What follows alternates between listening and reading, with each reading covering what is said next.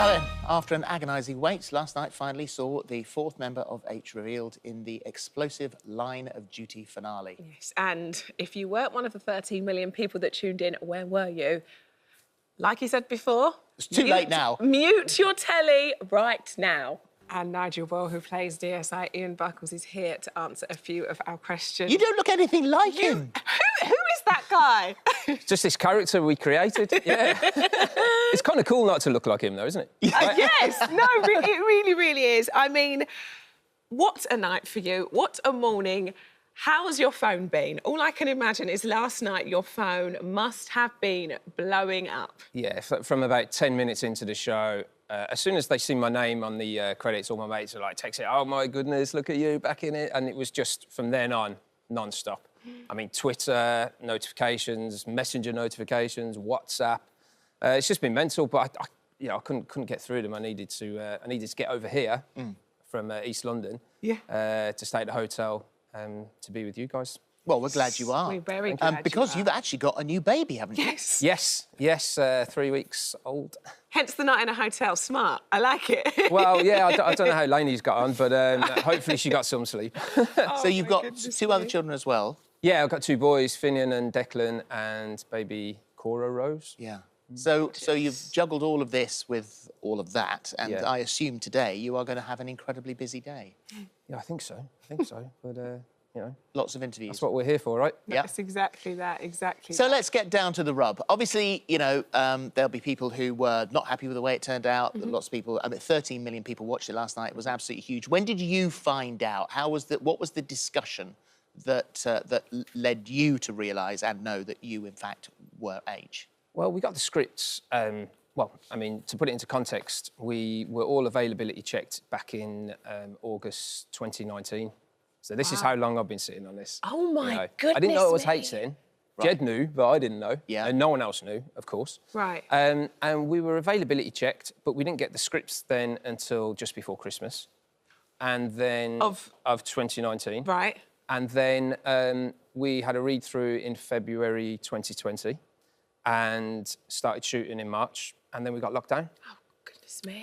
So I think we'd got the first 2 or 3 eps, so nothing was clear. I think I knew maybe I was going to get fitted up for something and I might go to prison, but it was definitely ambiguous.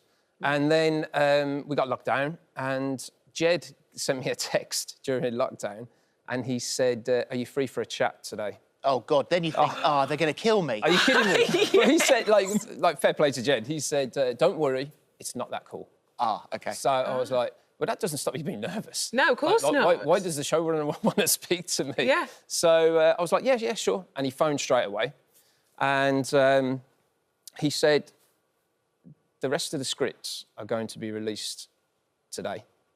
But I want you to be the first to know that you're going to be revealed as someone quite significant. So, and that's all he said.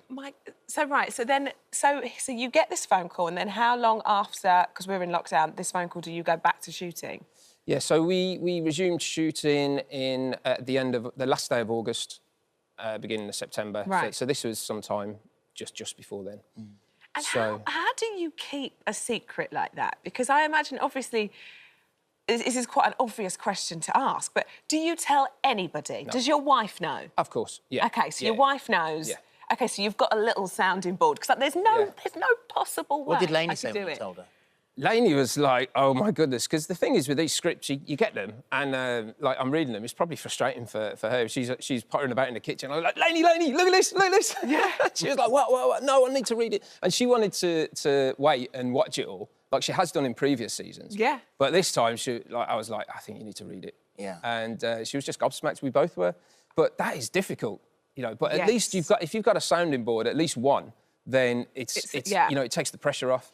And I suppose in a weird way, lockdown must have helped that, because you're not sort of tempted because you're not seeing anybody. Yeah, I mean, that was great. So, and we had Get you locked in. You know, we were locked in. We had 2 boys running around, like we've got terrible twos going on. So it was, you know, it was easy to deal with.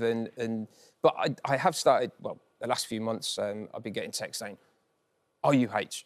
You know, just blatant stuff from. Because he is an unlikely age because before in the first scenes, in the earlier scenes we saw him, I mean, he was quite scattering. He wasn't very good at his job. He was a bit rubbish. Yeah, I think that's the key. You know, I think that was the genius bit of this season. So, you know, we're talking about institutionalised corruption and stuff, and a lot of it is hidden by pure and utter incompetence.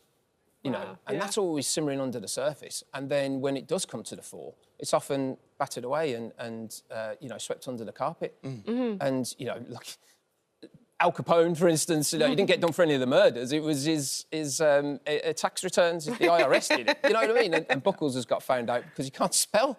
You know, this was the most brilliant bit of it for me. Yes, definitely. It's perfect. It's genius. It really is. The editor of this show, because we were all watching it together last night, and the editor of the show sent me a WhatsApp that said, "I tell you what, if I'd been involved in a massive OCG for 10 years, I'd have expected more than a house outside Birmingham and a timeshare in Gran Canaria."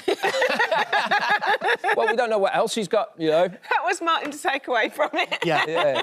So what obviously, you know, now we're thinking, OK, is there more? Because I think we thought that maybe the Chief Inspector, Owen Teale, or Carmichael, Anna Maxwell Martin, all brilliant, might have been involved in some way, or there might have been a bit of a takedown for them. But I suppose really it can't just be you. If we do get another series, and we don't know we're going to get another series, is that the end of it, or is there more? Well, obviously that's a question for an officer at least one rank higher. So which is what you learnt to say to avoid all of these questions. Exactly. Yes. And no comment. Like, I don't want Jed serving me with a Reg 15, do I? But if you were a viewer, yeah. What would you want? Well, don't forget, we're all fans of the show as well. Yeah. You know, when I auditioned back in 2010, when I read that script, I was like, oh my goodness, if I don't get this, then I'm clearly a fan of this show. It was just great writing straight away. So, of course, we want another one, but I just don't know. I don't know if it's right. I don't know if it's meant to be. If it is meant to be, it will happen. But only the powers that be know. Do you sense within the rest of the cast that they'd like to do more? I think so. I think so. But only if it's right. If it's the right story, then I think, yeah. Well, I think 13 million viewers will tell you that we're all ready for more. Well, it's incredible, isn't it? It's I've never known a response to a TV series in my life, ever. I mean, it's just incredible. The fans have really, really took it on board, and they've come up with their own theories and, you know, just really intelligent arguments and theories about what could happen, and people are zooming in on every frame. And like, it's the first time that I've known people to watch and rewatch again an episode. Well, I mean, there were sort of clues all over. Steve Arnott visited the home of Steph Corbett, the widow of the undercover officer John Corbett. Eagle-eyed viewers noticed that there was an H designed into the kitchen tiles in the background. There was I'm not sure how deliberate that was. Graffiti H in an underpass when Hastings and Fleming met up. Carmichael, and we spoke to Anna Maxwell Martin the other week about this, and she threw us right off the trail, obviously. She was tapping out H in Morse code with a pen on the desk. You know, so the viewers love to be detectives in this, and I think that's what people love, isn't it? Absolutely. Yeah, for sure. And it's any good writing, you ask questions, doesn't it? You know, you want people to be, you know, you go to the theatre and you want people to be coming out talking about that, what went on there and how did that end? So the questions don't necessarily have to be answered. You just, because then there's nowhere to go, is there? Yeah. There's nowhere to go with that. So you want people to be really, really talking about it. And I think that's what we've done. Well, you also got a really easy ride last night. I'm sorry to say it, but I mean, no comment. You know, I thought those were lines I could have learned. Yeah, that's actually really hard though, because you have to still react and you have to still listen really closely. Yeah. But then when I do get lines, they're great. You know. Well, I looked because I think a special mention should go to Shalom Broome-Franklin, who plays Chloe. She's great.